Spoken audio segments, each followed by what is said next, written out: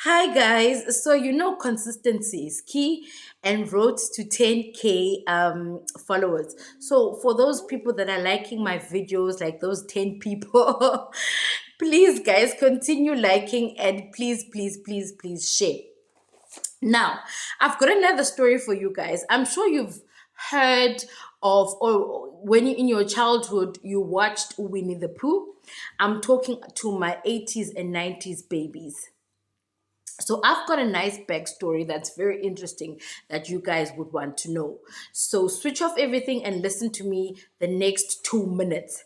So in 2000, I want to read this properly. The Canadian Medical Association Journal published an article written Pathology in the 100 Acre Woods, a neurodevelopment perspective of A. Milner. So the article jokingly represented all the characters who Winnie the Pooh as having some sort of mental disorders. Now, listen, don't panic.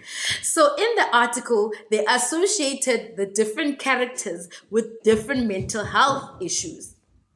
So, Winnie the Pooh was diagnosed with having ADHD and an eating disorder. I'm sure you guys remember, but Winnie the Pooh was very forgetful. He used to forget everything, and he used to always want to eat honey, and he was always looking for honey everywhere he went. So he was diagnosed with ADHD and eating disorder.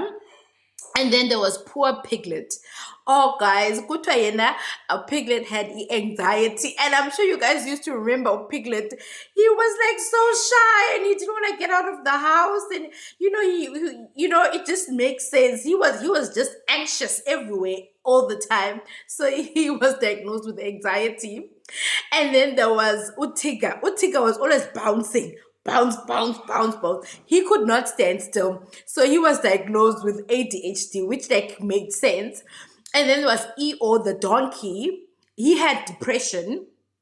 If you remember, he was always negative. He never smiled. He had never anything positive to say. So that was EO. And then there was rabbits. If you remember, rabbit was like OCD. He used to clean like everything must be in its place slash narcissist, kuchiwo. And then there was Owl. Owl, if you remember, he couldn't read properly. So he was diagnosed with, what's it called? Dy- Dyslexia, something along those lines. And then lastly was Christopher Robertson, and he was diagnosed with schizophrenia because he used to imagine and see these characters are playing out. And so him imagining all these characters was like a sign of his schizophrenia and stuff. So that's just something interesting. I don't know what you guys think. For me, when I'm reflecting back, the journal article actually had a point. And it is said that Ngoku, Winnie the Pooh is used by a lot of psychologists to better explain different mental health issues in a simpler form that people will understand. For me, it makes absolute sense. Even though the author didn't initially write Winnie the Pooh based on Ezazinto, but because of his writing, people were able to identify. But no, all of these people hold some sort of mental health disorder, which now makes sense as somebody that's old.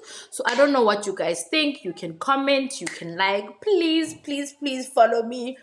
Bye.